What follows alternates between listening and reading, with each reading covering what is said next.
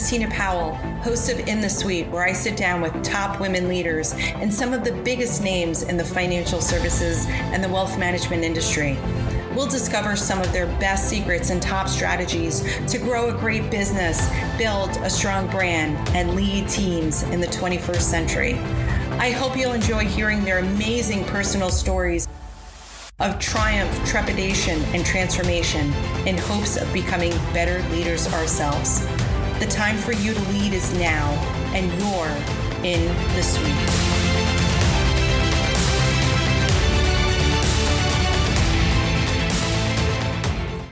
It's 8:15 and I hear a knock on my door from one of the most accomplished women in the RIA industry.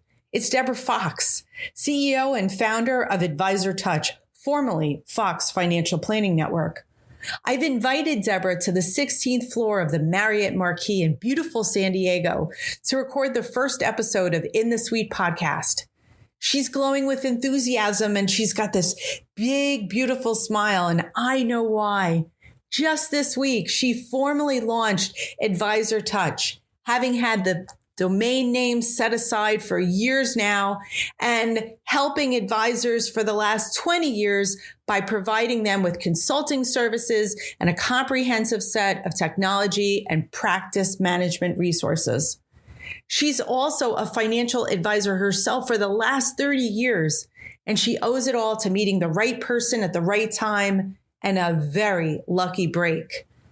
Deborah's a household name. She's a speaker at conferences for NAPFA, FPA, TD, and most recently, she's been recognized by InvestmentNew and chosen to receive one of its 10 Innovator Awards for 2020, and that's from a pool of over 200 nominees. Deborah's also been featured on the cover of Financial Planning magazine, and she's been regularly interviewed by everyone and such publications such as Wall Street Journal, Fortune, Business Week, Newsweek, Forbes, the list goes on and on. Deborah and her company AdvisorTouch is based here in San Diego, and whenever I'm in town, you can find us catching up over a glass of wine and laughing like we're college roommates. Truth is, Deborah's origin story is about a very smart woman who received great advice and did the work. I invite you to join us for this episode of In the Suite.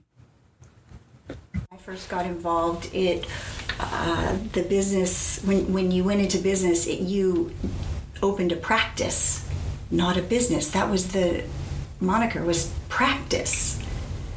And now people treat it as opening a business. There's a big difference of saying, I want to be helping people with their money and doing planning and not putting a business plan together, no official business plan together, and just saying, this is the type of advice that I want to give, or and to do it in a way where it's a viable business is a lot different than just following a passion that you have. So it's really interesting to see that whole transformation where now there's so many resources for younger people out of college, out of graduate school. I think what happened is some of the membership organizations, and most notably NAPFA, National Association of Personal Financial Advisors, were the ones that kick-started the process of helping others start and build a business. That they came together as a group of advisors that just had to tinker around to figure out how to do it and succeeded, right? And they came together and others learned how to do it, I think. And so I know NAPFA was one early resource that helped advisors get started, and then that, I think that spread out to others too that had figured it out. I know when I got in the business in '84, there were a lot of very large companies that were providing financial advice and more institutional type of companies. The personal financial advisor was coming of age, just starting to come of age, and the selflessness of individual people that had a passion for building this industry really were the ones, in my opinion, that helped me and others to get started and get perspective and choose a model. And so it's been fascinating to watch how that is just mushroomed, with others paying it back to newer people that got helped originally. Yeah. And also just the resources that are now available for people to build a firm. And the CFP program obviously got very shored up in that area, so there's lots of resources now. Initially, the insurance companies were providing a lot of training. It was I started selling term life insurance and mutual funds and things of that nature. I had a passion for doing the right thing on that side, and the training that I got in sales was so important. It was learning consultative selling, and the insurance companies are excellent at training in sales and teaching product and all of that. And so even though I went 180 degrees from that model, that was my substrate, that was my foundation that made me a much better business person, that some of those skill sets. And so some of that is lacking today, that even though the insurance companies are still doing their thing, there's a lot, because the fee only movement has become way more popular. There are a lot of advisors that don't get that foundation of consultative selling, which is way different than pressure selling. It's a key component of being successful in any business. You have to be able to convince someone that what you have is right for them, right? I mean, obviously you do the right thing, but if you can't convince someone, if you can't lay that case and identify what their needs and wants are, it's not happening, and people are gonna struggle. Now, we're talking about women in business here too, and women have natural abilities, the left and the right brain abilities that are superior to men in many cases for this type of profession. But there are many people that are not getting the skill sets that to be on their own to start a business and whatnot. So there are other pathways, right? They can go join a firm and not even be in a sales capacity, right? Type of role, yeah. So I think that one of the things that I'd love to ask you, and you just started actually the ball in motion, is talking about how you came into the industry in the beginning. Was there someone in the family that was in financial services? Did you just have like a natural aptitude? You had talked about being in insurance. How did you get here?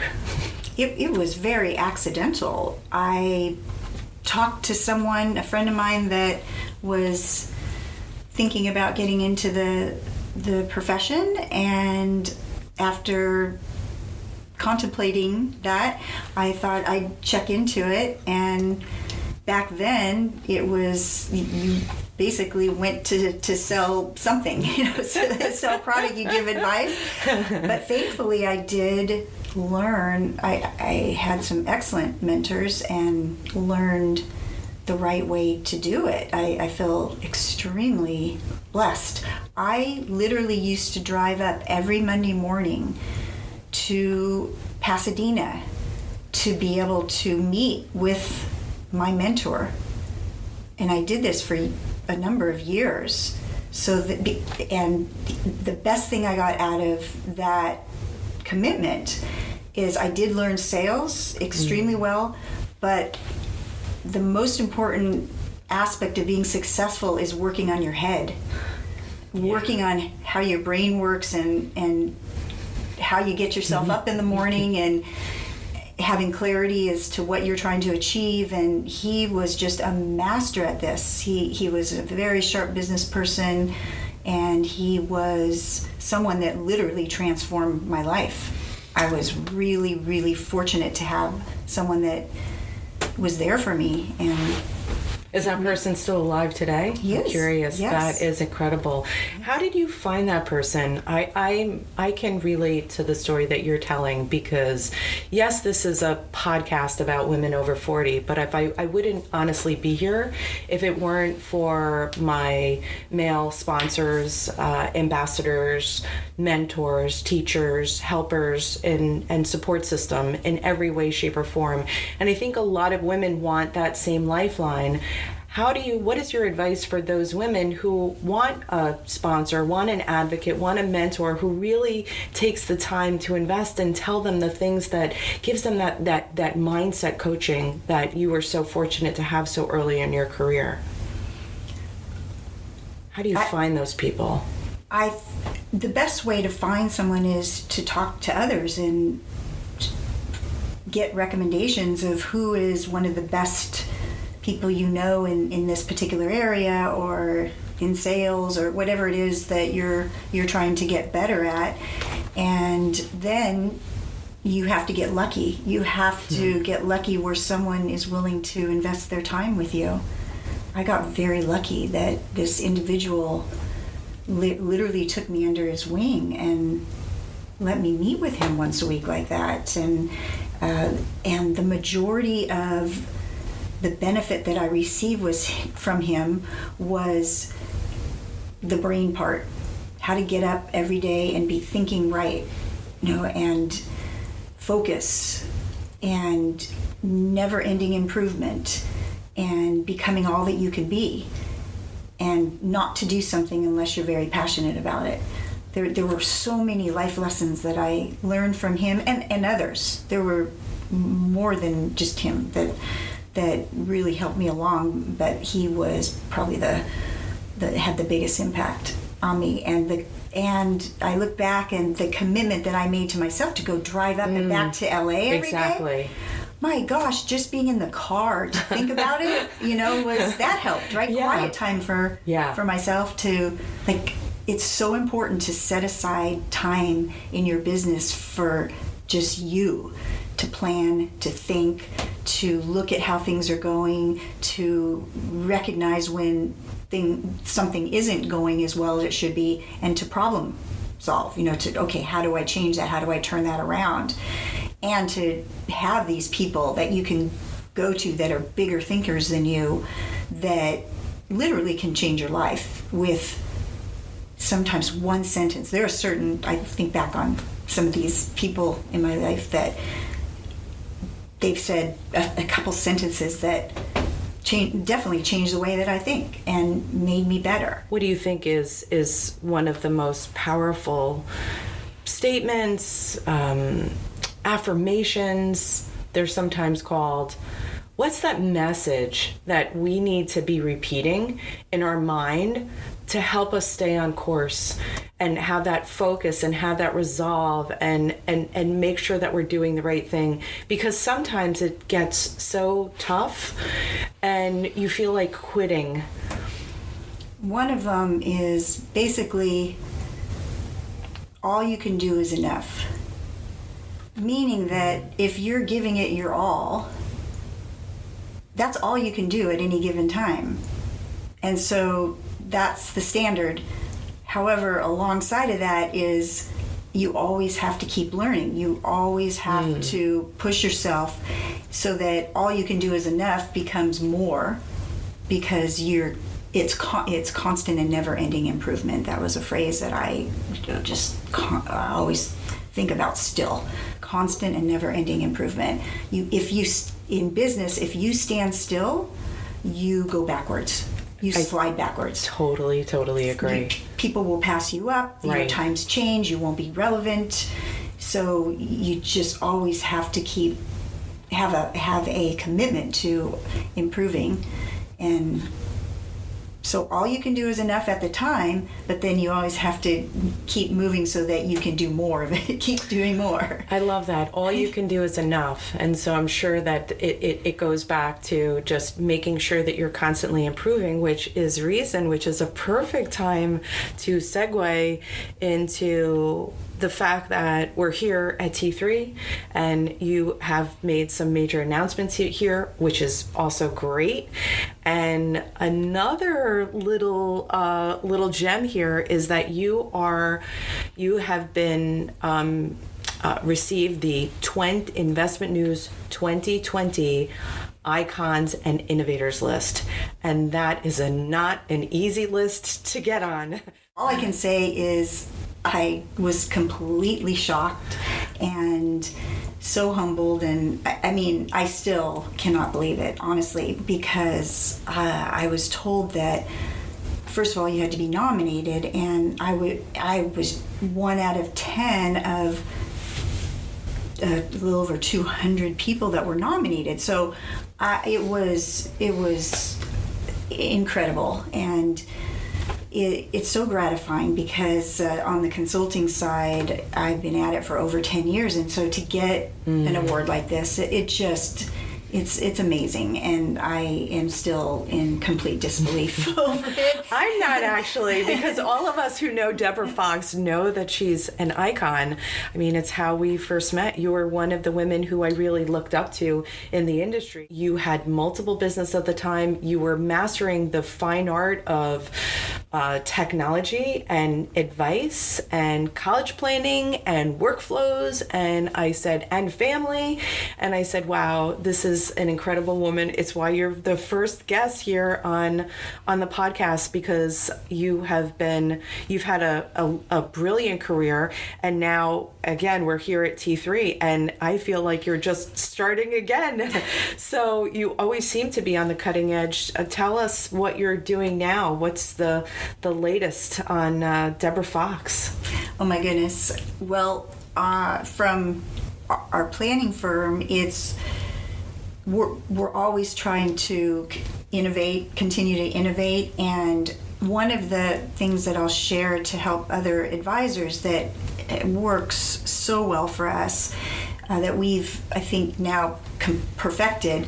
We wanted to, as you know, Tina, workflows and systems are extremely important, and that was when I formed my own advisory firm. I knew that I needed it to be organized, and so we did put workflows in place and systems in place. So I wanted to be systematized, but I didn't want to be cookie cutter for everyone, because that doesn't work, right? Every client is different. Every client needs their own customized advice, and client experience, yeah, and the planning issues that they have need to be addressed individually. So what I learned is that, and it's one of the most powerful concepts that has driven how we run our advisory firm, which is to systematize yet customize. Oh, wow. That's powerful. Systematize and customize are the same thing, because they seem like two opposing forces. How do you do that? So you have these systems in place that can apply to everyone, and then on top of that, you layer the custom advice that we need to give to the individual clients. And so the bulk of it, maybe 80% of the client work, can be systematized, certainly the back office, and then even the front client-facing activities. Right, the onboarding, for example. The onboarding, and now we do holistic planning, so we're touching at pretty much every area of financial planning with them. And so how do you systematize that? Well, we modularize. Woo! That's a hard word. Well, look, and also too, exactly. it is the morning, and it is the last day. I didn't have enough coffee. And it's the last day of T3. So we created modules. That's a way to say that, so that we could interchange them. The order that we deliver them would be customized for each client, and obviously only utilizing the modules that were specific to each client. And so this is how we were able to systematize and customize. The client receives a very custom experience by receiving the planning modules that are specific to that client? to them in the right order. Right. And that was revolutionary for us. Right. You had just, that is magic right there, in the right order. That is profound. So that was a huge piece of getting processes in place in our firm. You were willing to share this information, and not everybody is willing to share their efficiencies, their trade secrets, what has made their practice an incredible one. So I thought that takes a lot of confidence, and I think that it does take a passion to create something more than you. What is your advice for advisors and firms still on the sidelines? I mean, it's 2020. People are still on the sidelines about implementing tech, but CRM sounds like at the very basic. If you're going to implement one piece of technology, CRM would probably be it. Oh, absolutely. I believe that CRM should be the center point of the firm, because that is where all of the client information should lie. It needs to be the place that anyone can in the firm at any time can bring up a client and see exactly what's going on at any time and what's going to be coming up in the future. And I mean, I don't know what we would do without our CRM. That is one of the probably the one piece of technology that enables a firm to build those efficiencies. So there are other satellite technologies that pick up some of the heavy lifting beyond that, but CRM, a good CRM, which doesn't mean have to be the most expensive CRM with all the bells and whistles. In fact, you don't want all the bells and whistles, because then you don't get adoption by the whole team. So it's the three little bears approach with the porridge. One's too hot, one's too cold, and one's just right. And so I'll give a shout out to Redtail. That's why we adopted them, because they're not the fanciest CRM, but they have all the components that we need to work efficiently and to be able to easily do our work each day within it, and those components are easily learned. Is your company going through a rebrand? Yes, we just rebranded from Fox Financial Planning Network to AdvisorTouch. Okay, AdvisorTouch. I like that name a lot. Yes, the network name really became outdated, because now there are all these different networks out there that are doing business under a certain model, or are trying to attract a certain type of individual in the industry, and that wasn't who Fox Financial Planning Network is or was, because we don't teach one type of business model. We don't work with just one type of firm, size of firm, or type of firm. We serve any firm that's in the industry that wants to get processes in place. And so you don't have an AUM requirement. I love that. No, it's we start with people that are just getting in the industry, that trying to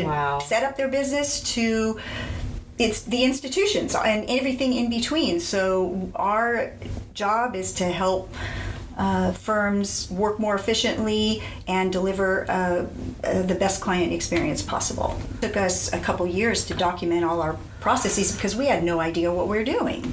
We had to learn all this the hard way, start testing and trying things out, and so that is how now AdvisorTouch actually started, is because we had other firms coming to us knowing that we had built these workflows for our own firm, and had built we have over or close to 500 document templates that are used that are associated with various workflow steps, so that they're all it's for efficiency, obviously, that you don't have to reinvent the wheel. You have it, use a template, and then customize it. It's that systematized and customized concept.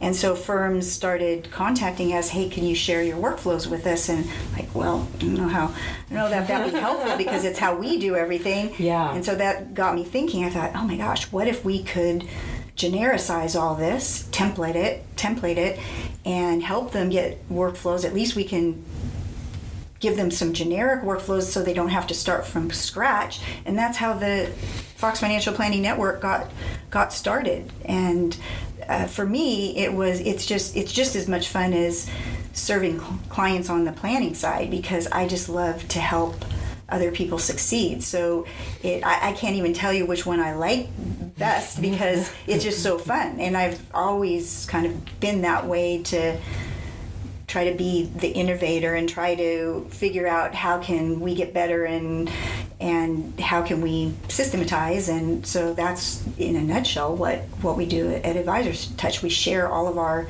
stuff and help and do consulting if they want, and just help them serve their clients better, have a better back office experience for the team, and where they can enjoy their lives a little bit more. What I love is how you yourself have been such a powerful example of taking a risk and making a change and evolving. It goes back to what we were talking about earlier, and that it's you have to evolve as a business. That might even mean changing your name. And look, your last name was in your name of your business. So for you to make that change, I've seen that with many advisors where there has been trepidation and resistance to changing their name because the last name, the name of the founder has been in there. So I think that it's an incredible example of change for good, and change that needs to happen, because we all need to change. Exactly. And maybe it's easier to change on the consulting side than if we were changing our planning firm's name. That might be a little more painful like an RIA, right? But yes, and we'll see what happens. Maybe people might have. It's either going to be good or bad. People are going to say, "What's this AdvisorTouch?" and want to check it out. Yeah. Or they're going to say, "AdvisorTouch, never heard of it," and not pay attention to us. We are going to have to get some messaging out there. Right? No, is it custodial? Is it CRM specific? I should ask that question. Are the workflows CRM specific, or can they plug into a Salesforce and a Juncture as well? Good question. So we have the templates for that can be built in or actually pushed in directly to Redtail and to just recently WealthBox. WealthBox too. Yep. Mm-hmm. And anybody any other CRM, they just get the templates in a Word document so that they can put them in the way that Salesforce is a whole different animal to get them in. Exactly. But so anyone can use them. It's just we are able to, between Redtail and WealthBox, the companies can actually push the actual templates into that is really in the library there. In their library. That is very, so very they just can go and do some customizing. Now, obviously, Redtail is the largest CRM and most widely used CRM in the industry. Yep. So that's where we started. I mean, they're a great team also they're talk about a company that innovates all the time. They do that, but that was where we started. And we have next gen workflows now too, which there's so many mature firms that say, we don't want to serve next gens. It can't be profitable. It's just outside of our wheelhouse. And I think they're missing a huge opportunity. If nothing else, they should be serving the children of their clients and maybe even the grandchildren of some of them to get that next generation, and so that they stay with the firm, that the assets stay with the firm too. I mean, it's surprising to me that a lot of firms aren't thinking in those terms. The next gen clients that we have now, some of them are making six-figure income. Like we have like 3 or 4 that are making over $200,000 a year. Yeah, like these are not. Yeah, I know, right? It's just shallow thinking, and I think we are a knowledge economy now, and the nature of work has changed significantly. I think that millennials have gotten a bad rap, but yet when it comes down to when you look at the statistics, that they've done a better job managing their financial affairs. Mm-hmm. I think my kids have done a better job, I know they have, than I did in my 20s. And probably due to some good education on your part too. That I think all of us are keenly aware how important it is to pass down some of these values in the education. And then the other thing is that the next gen demographic is, I just read the other day that it's the largest demographic now. So I'll give a tip. The way that firms can be profitable with this. I mean, obviously they're like the ones that are doing really well already, they can almost be served in similar ways to the baby boomers and the matures, a light version of that. But the key is to create service tiers. And so you can we have 3 tiers basically. We have the traditional type of client that most firms want, that baby boomer or mature generations clients. And then we have our next gen clients. And then we have what we would call project basis. So there's some project clients where we'll get a referral of someone that maybe isn't right for one of those 2 tiers, or they're just not looking for a longer term relationship. And they have an immediate planning need that they just need to get taken care of. Maybe it's allocating their 401k at work or whatever the case, but they were a friend of someone that is a client. Oh yeah, call Deborah Fox, and so we recognize that if we can build goodwill by doing a project, that there's a good chance that they'll be interested in looking at the rest of our services, a longer term engagement. And that's a little tip, like I said, that we tried and has worked quite well for us. What has been your experience, because we're talking about women here, specifically women over 40, and what would your advice be? Have you had to tailor your own service offering to meet the needs of women over 40? So I wondered if you could talk and if we could explore that. Sure. So the answer to your question, have we had to tailor our services specifically for that demographic? And so I would say yes and no. No it's back to that systematize and customize concept, right? So the women over 40, the women under 40, the women over 70, the women over, there's always a foundational pathway that needs to be addressed, no matter what the age is of the person or the couple. An age is a person is a person is a person. Right. There's certain things that are done for everyone. Exactly. And certain questions. Onboarding. Right. Well, even just the discovery meeting of finding out, you're going to ask pretty much the same questions. Now, yes, there are going to be some differences, but the foundational questions are going to be similar.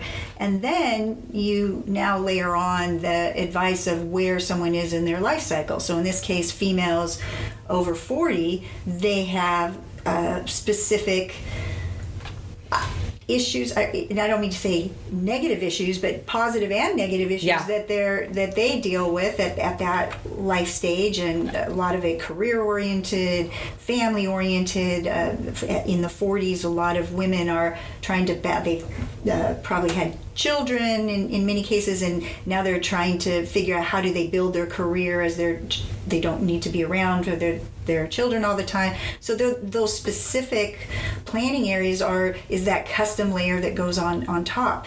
And women, female advisors serving these women, it's a special relationship, I believe, because the women that we serve, they recognize right away that we get what they're going through, right? That it's not just understanding from a male advisor. It's not that they can't serve women well, they can, but it's just going to take a little bit more time typically for a woman to understand that, this is a male advisor that gets women, but they're not going to assume that advisor gets women at a deep level necessarily.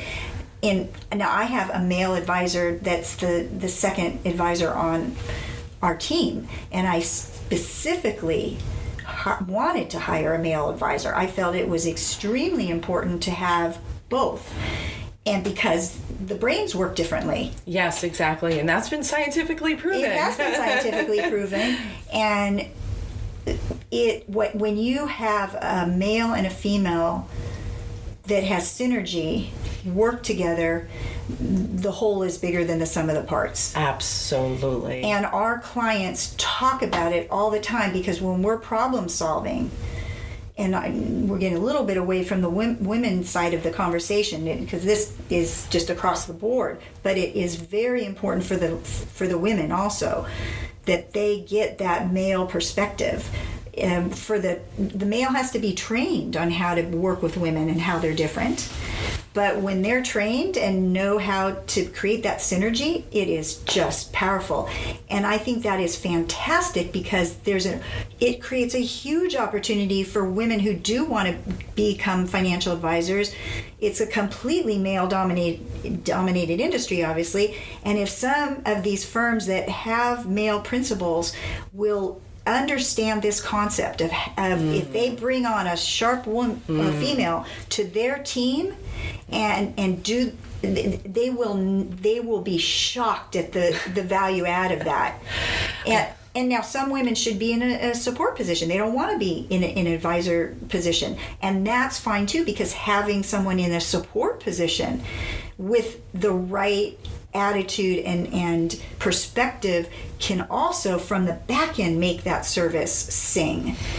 And this is my frustration. There's not enough of that happening right now.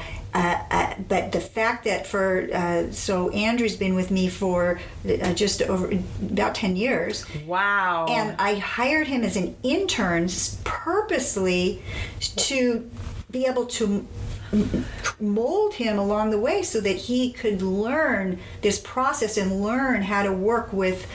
I love how you are not only gender differentiated, right? Yes. You're gender and generationally diversified. That's in your right. own practice. Thank you for recognizing that, because the huge. generation is important also.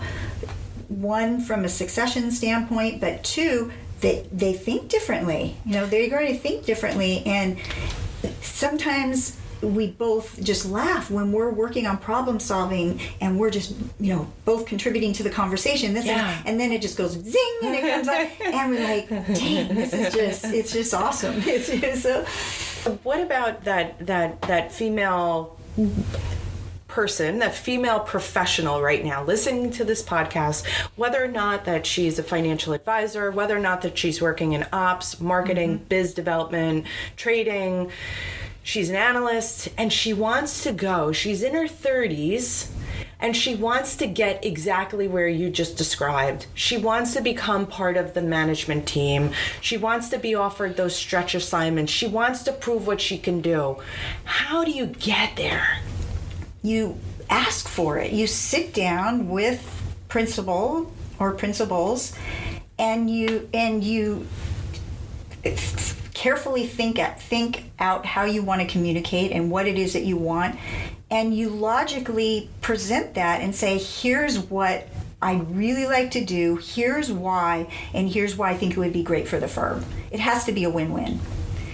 And a good leadership team will see if they can make that happen at some point. I mean, maybe there isn't room for that to happen, but if there is, they're going to try to make that happen. And if there is room and they aren't willing to make that happen, sorry to say, you've got to go find another firm. You can't just, that's what's the definition of insanity is doing the same thing over and over. How many people are doing that because it's just so comfortable? It's scary to go make a change like that. But change is never easy. Big changes are never easy. And you have to get those butterflies. You have to feel uncomfortable. That's the only way you can grow. You look at the animals that, shed their skins and their, it's uncomfortable to be, in a too tight of exactly, right. And you have to shed it and be able to breathe again. Yeah. It's the same thing with a career. And depending on the culture of the firm, women know whether the culture is right for them or not. And some of the women are just too afraid to upset the apple cart. They know, if you or I sat down and said, what are the chances of this happening for you? And they'll say 10% or 1% or, they're not, it's just not going to happen because they're not in the right place. Others are absolutely in the right place. They just have to advocate for themselves. They have to prove themselves. No one's going to be given a better opportunity unless they've earned it. I mean, that's just how life works. And it's not a matter of how long you've been at a firm or how awesome you are even with certain skill sets. How are you applying it? How are you helping a firm or helping a team evolve and succeed more in whatever capacity? So I think there's different ways of looking at it. How do you look at it? I think the answer is it depends. I think we could look at it. I think there's certain areas of the country that would be harder for women to advance. And then I think the culture of individual firms will either be a great substrate to advance and others probably hit a brick wall. So I think women need to go into positions with their eyes wide open, that they need to be thinking about the next 1 to 2 steps in their career before they accept a job offer. Because, and I think a lot of people don't do that. They're just focused on, I need to, get this next job, or it may not even be a financial reason. It might just be, I need to change, or I'm not happy where I am. I need to get a job. I just need to move. And they're not thinking, a couple steps ahead. And anything in life, if you don't build it first, it's not going to happen. So building it first in this case is envisioning, where do you want to be eventually? Like, what are the next steps of how do you want your career to progress? What kind of experience do you want on a daily basis? What type of firm, large, small? What are your day-to-day activities? And here's one thing that we haven't discussed yet that is one of the most important things. No one should be doing work in a position unless they have 2 components of it. The first one is they have the natural skill sets to do it. Like, their brain is wired for it. And the reason that's so important, and I'm not saying that means you don't learn new things, you do, but the base component of any job will, it uses certain skill sets. And so whatever your job is, you want it to come easily to you. Right.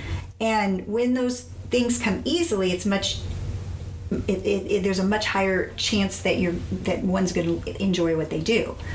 So it's what they're naturally good at, married. And I usually take my hands and lace my fingers together to I'm doing that right now. Yes. You all can see that. This so is what every woman should be doing. Yes. We're going to marry our hands right now. So as you're listening to this, put your hands together and close them the way, literally marry them, which I'm doing right now. So it's the one hand is what you're naturally good at. Okay. And the other one is what you love. And when you marry what you're naturally good at with what you love, there are very few days that you work in your life. And I can authoritatively say that because I have had that for many years. I'm not saying I don't have bad days, but they are so few and far between. I wake up excited to go to work. Now, I inherited my father's entrepreneurial spirit. I started in this industry and went solo on my own, trying to give advice. I never worked for another firm. It's just not in my DNA. I didn't even know what I didn't know. I mean, I just went and did it. Wow. Because it was those 2 things married for me. I mean, I thought this was the most interesting profession.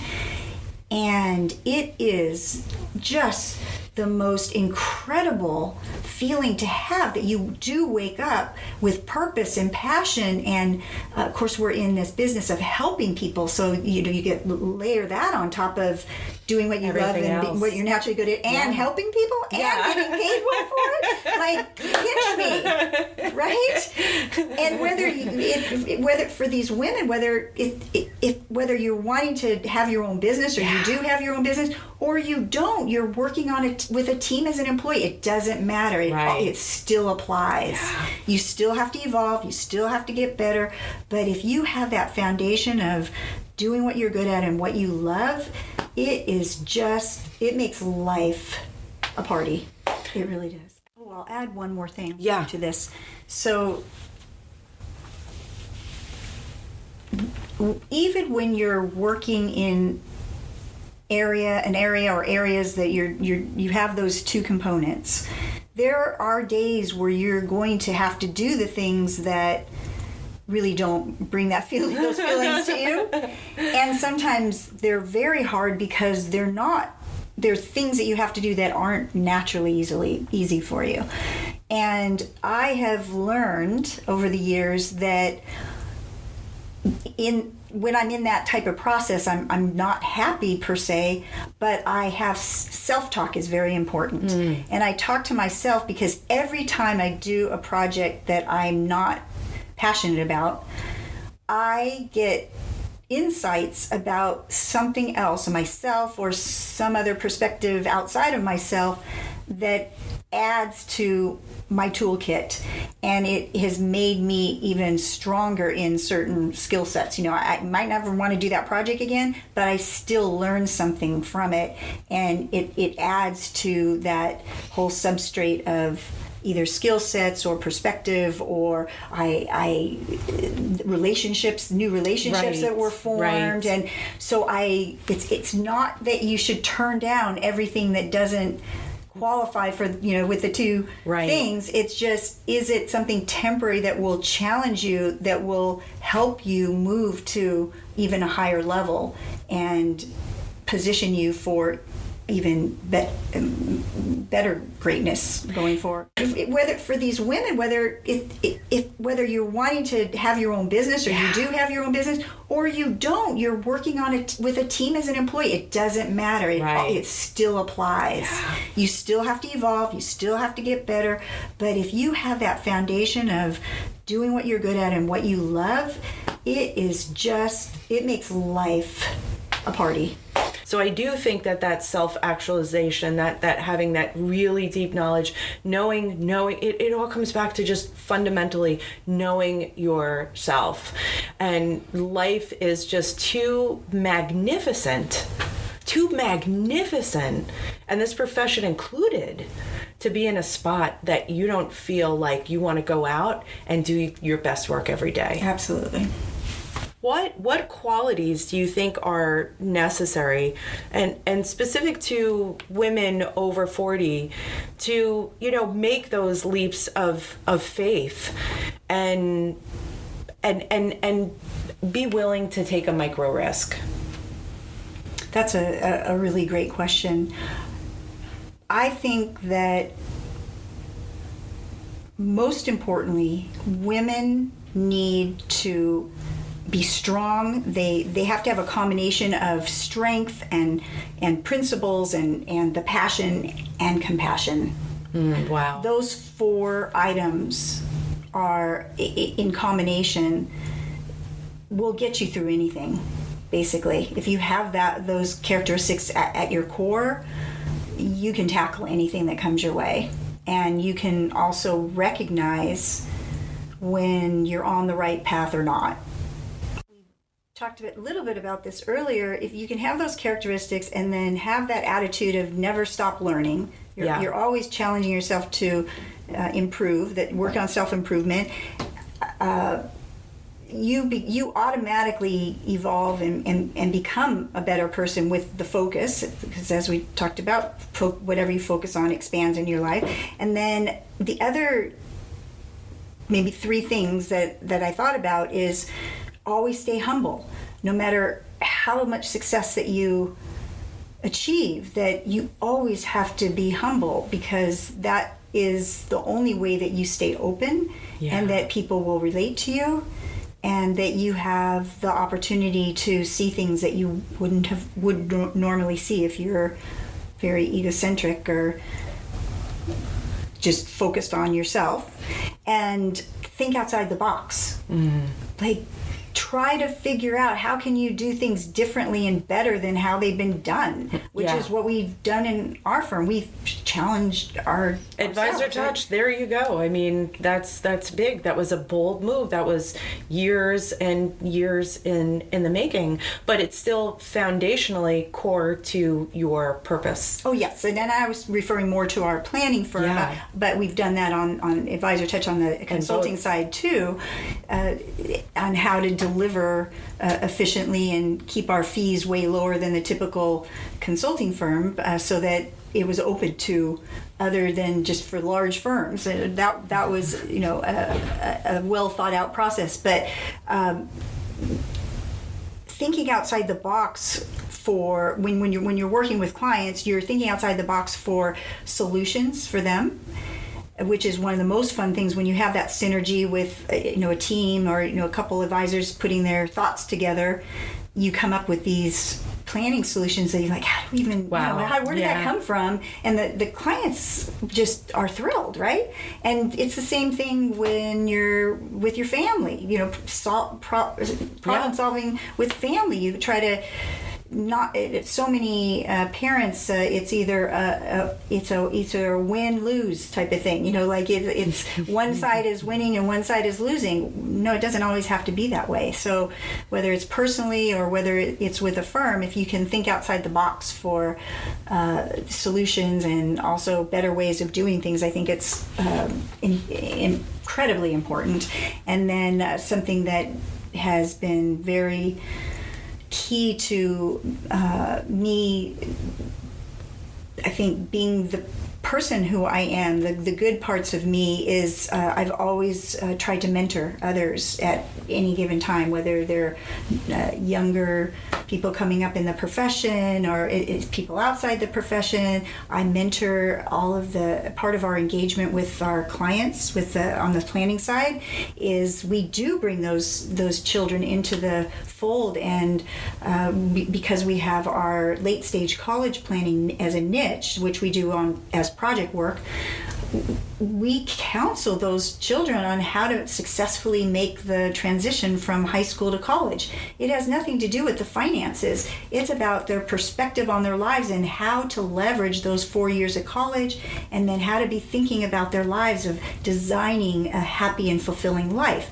And I'll tell you, that is one of the most fun aspects of working in my planning firm, working with those young people who, they're just in high school and they're thinking, I'm going to graduate and now I get to go to college. Remember those years, yes. And they're not thinking of designing that pathway to succeed in life. Yes, and what an opportunity we have for those next generation individuals. And think of how the parents love that. It's incredible, and not only that, it's a way to stay humble. I mean, whether or not that you're doing it, you're just doing it out of love. I mean, I think about how the industry and how our thinking has transformed, that it's not about AUM, it's not about whether or not that person is going to, how much they have, but what you're doing is you're bringing value. You are delivering exponential value. The fact that you would sit down with a high school student, again, someone at your level, Deborah, that you're sitting down with those, and what a powerful example. What a way. If that's my advisor, I'm never, ever, ever leaving my advisor. Pretty much. And guess what? The parents of that child get the benefit of, because that counseling gets them 99% of the time to graduate within 4 years, where now there's over half that are taking 5 and 6 years to graduate. If we can get them focused from the beginning, they'll graduate, they'll choose the right major, they have the skills now to leverage their college career. Now, I'm just using that as an example. There are so many ways that advisors can counsel the children of their clients to lead a successful life. It doesn't have to be college planning per se. But I bring this up because women are so good at this. This is a tremendous opportunity for female advisors, and it doesn't even have to be an advisor. It could be even support staff that just happens to enjoy this type of coaching. And it's a wonderful role that women can play. I mean, you're empowering, and in that example, where you're using support staff and you're bringing into the fold, it's a dual benefit, because you're not empowering that, you're empowering your team, and then it's just this paid forward, and it's multiplying again and again. I think that we are placed in situations that we might look like we're comfortable, but internally we might be having a harder time than how we look on the outside. And I think the net message here is that whatever, whether or not that it's an icon or a piece of paper or something that somebody wrote, put those things, wear those things, especially if you're in a position where it really matters, and channel that energy and those feelings, and that becomes part of it becomes part of who you are and where you are. Something to add to that, I have this one box where I have this collection of special things, just memories, and just it's a big memory box that it's under the bed, it slides in and out. And whenever I open that, I purposely did this, there's this beautiful photo of my grandmother and my grandfather when they were alive, obviously.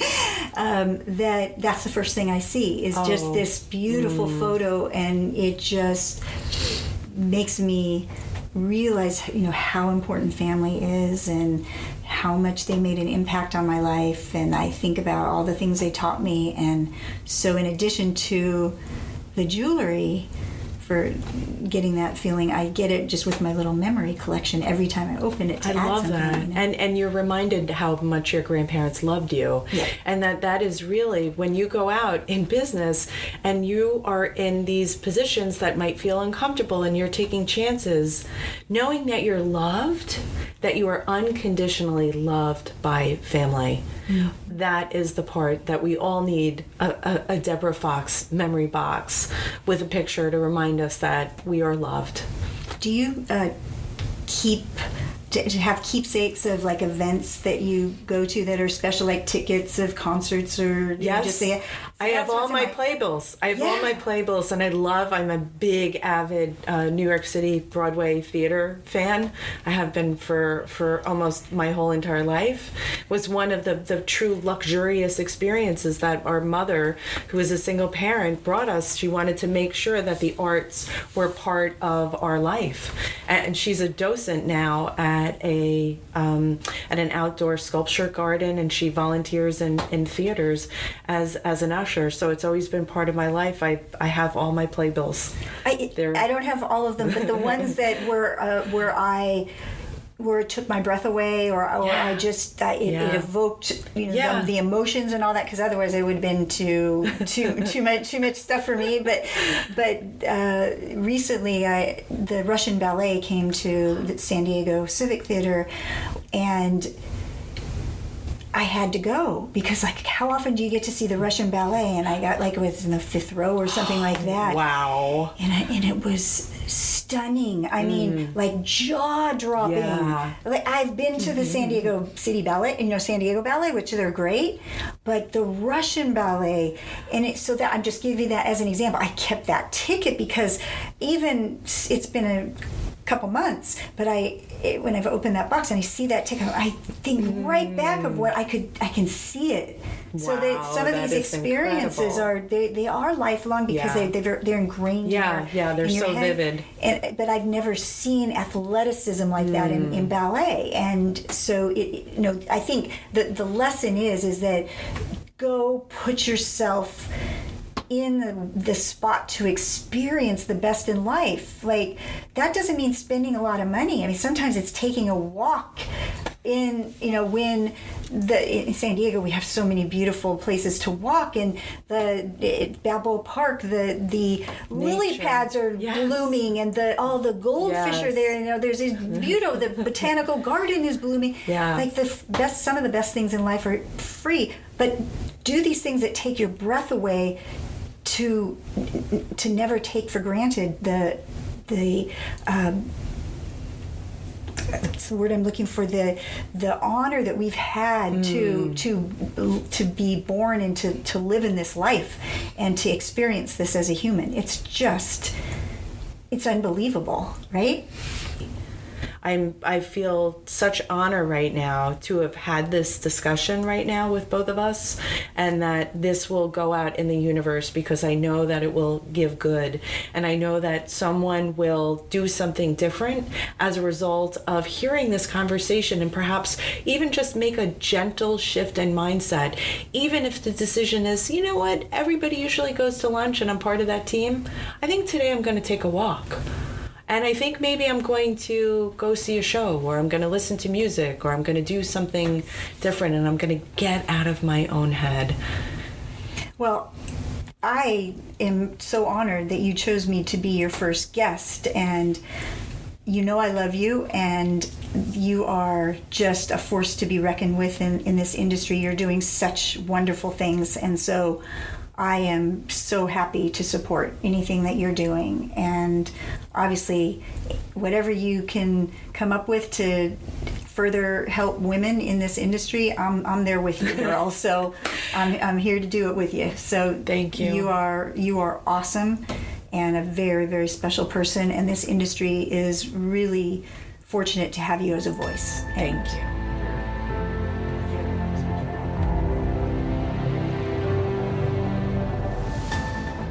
You're listening to In the Suite, a podcast that shares amazing stories of women in business in the financial services and the wealth management industry. This podcast is proudly sponsored by C-Suite Social Media, a digital marketing and social media consultancy for C-Suite leaders in finance and technology. You can visit www.csuitesocialmedia.com to learn more. Also, if you would like to share the name of a successful woman in business we should interview on a future episode, please send it to me at tina@csuitesocialmedia.com. And thank you so much for listening. I hope you found this episode with Deborah Fox as amazing as I did.